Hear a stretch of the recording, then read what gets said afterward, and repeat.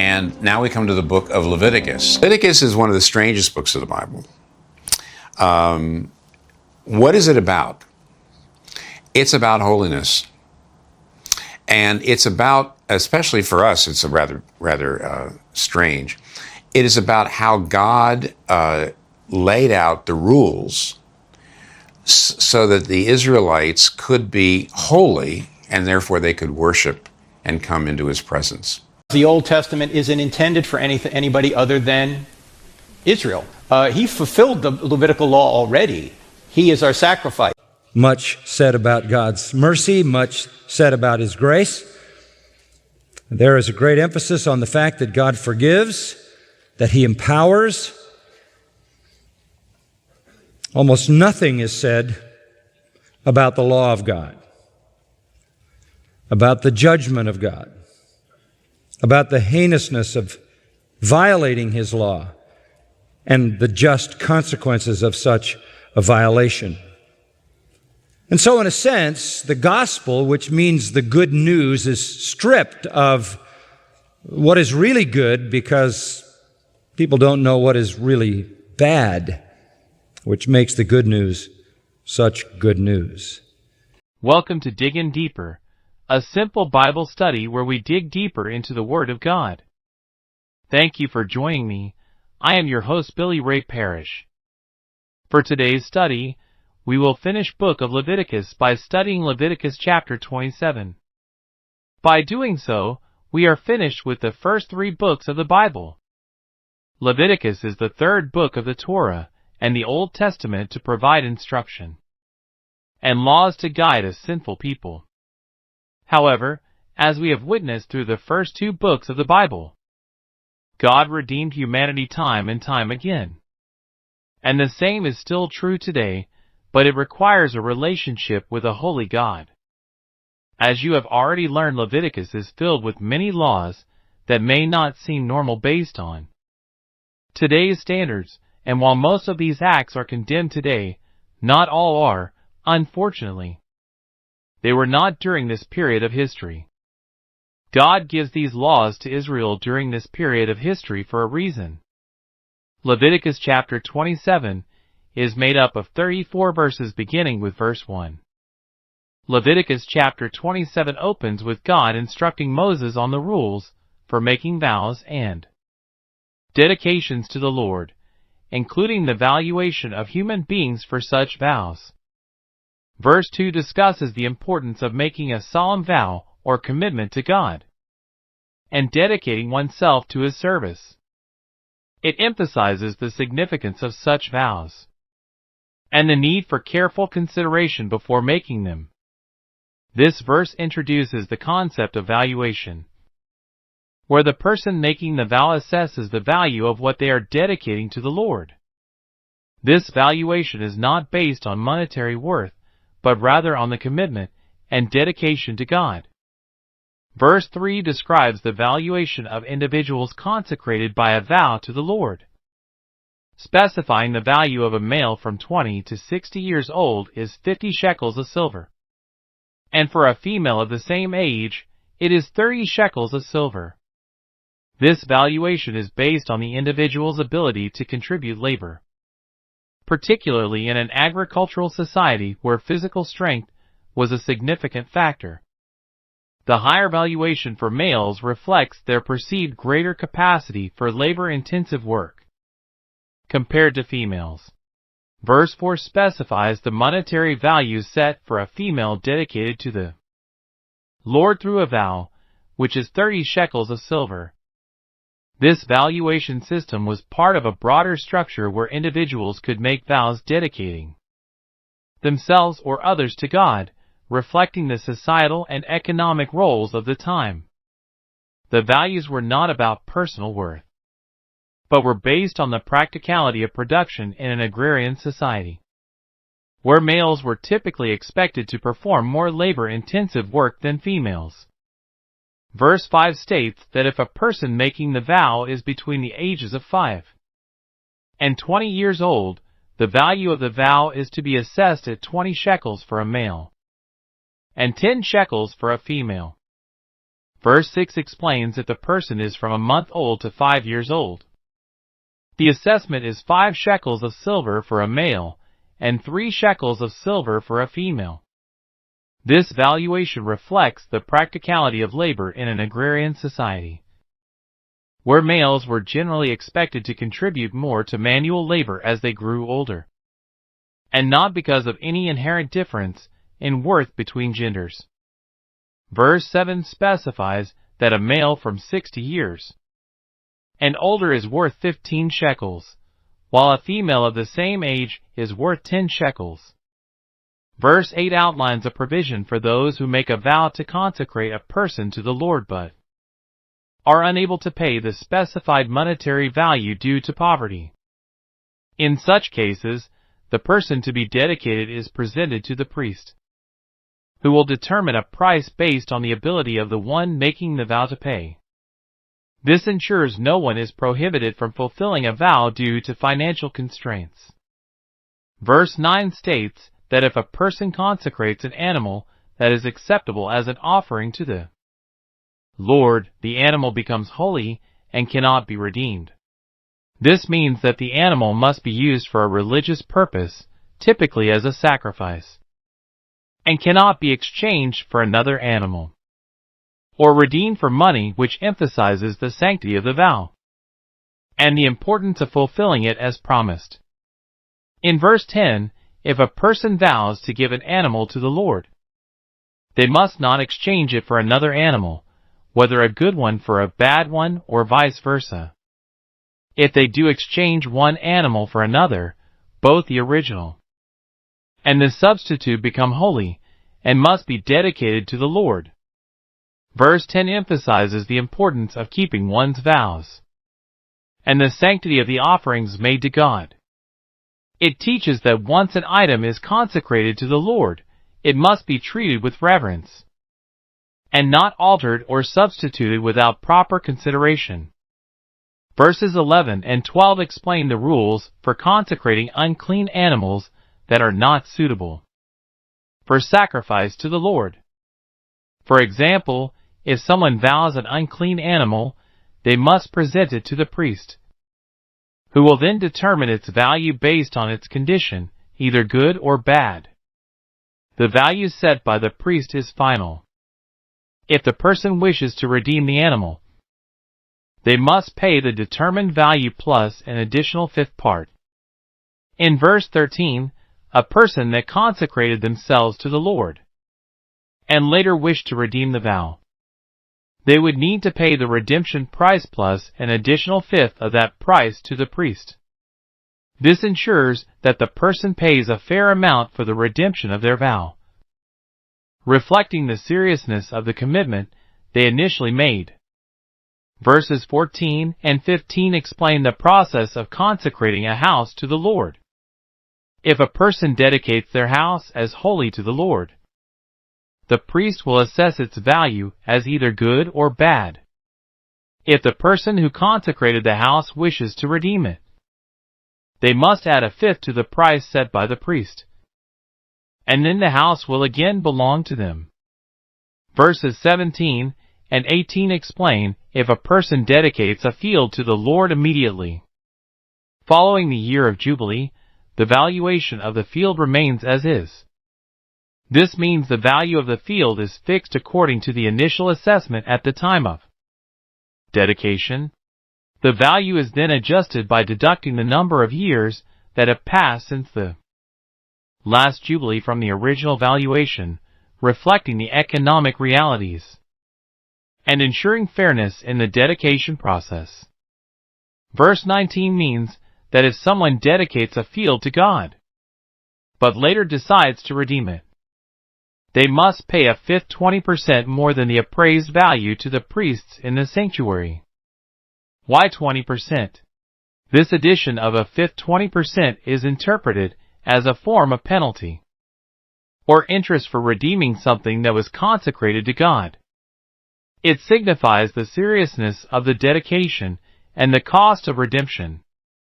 Verse 20 states that if someone dedicates a field to the Lord but does not redeem it, or sells it to another person, it cannot be redeemed again. The field then permanently belongs to the Lord, or in this case, the priests. This rule emphasizes the seriousness of vows and the irreversible nature of breaking them. Verse 21 specifies that when a field is released in the year of Jubilee, it becomes holy to the Lord, like a field devoted to the Lord, and it becomes the property of the priests. This applies when the owner of a field has vowed it to the Lord, but does not redeem it before the Jubilee, or if they have sold it to someone else. In this case, the field reverts to the priests, becoming part of their land inheritance. Verse 22 deals with the dedication of a field bought, rather than inherited. If a man dedicates a field he purchased to the Lord, he must pay the priests the value of the field up to the year of Jubilee, determined by how many years remain until the Jubilee, which is 50 years.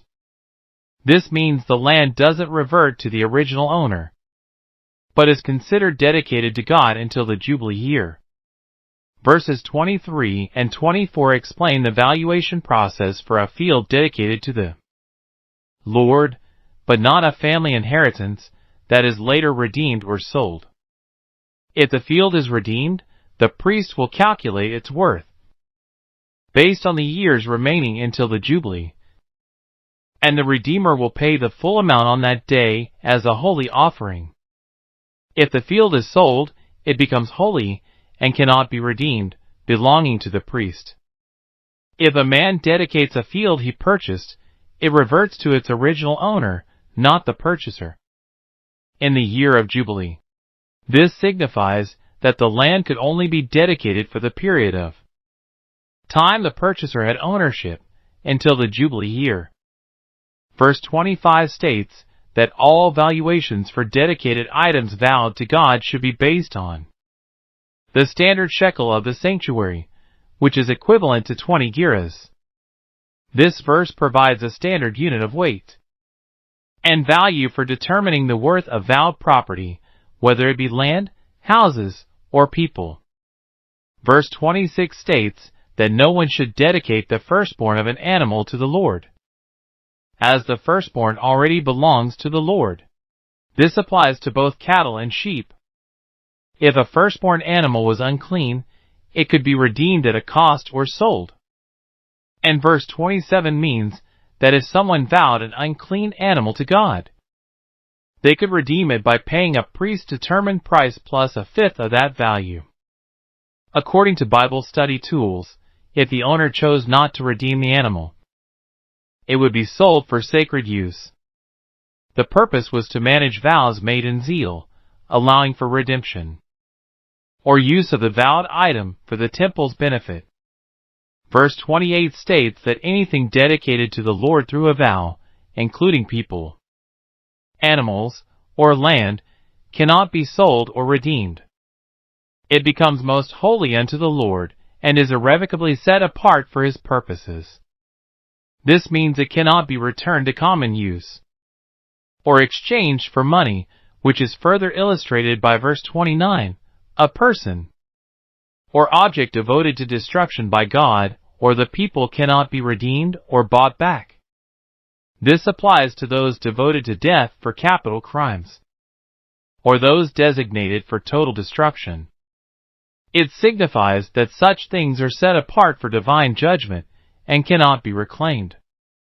Verse 30 states that a tithe, or 1/10 of everything from the land, whether grain or fruit, is holy to the Lord.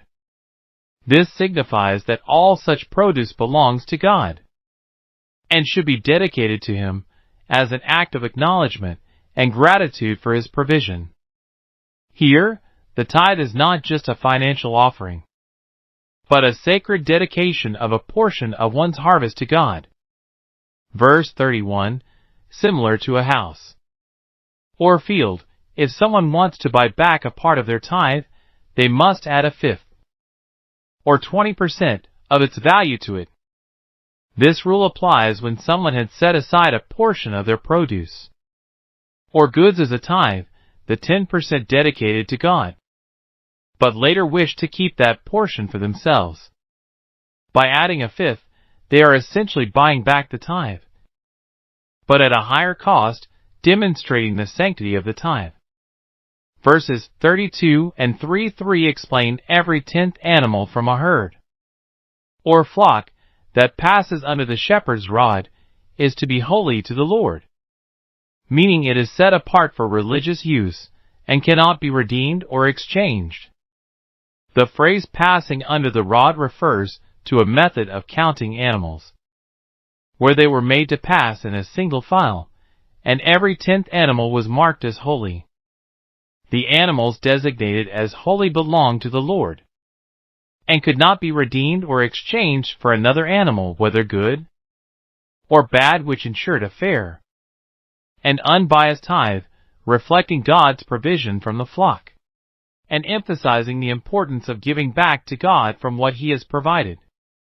If you try to substitute it, both the original and the substitute become holy and cannot be redeemed. This verse emphasizes the importance of honesty and integrity in offering tithes, ensuring it's a genuine act of worship without manipulation. Verse 34 is the conclusion of God's commands regarding vows, dedications, and tithes, stating that these laws, including the tithe of produce and livestock, were given by God to Moses on Mount Sinai for the Israelites.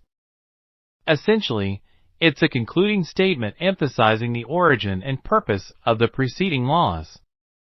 The valuation system in Leviticus 27 recognizes the different roles and contributions individuals would make based on their age and gender, with the aim of maintaining societal order and economic balance.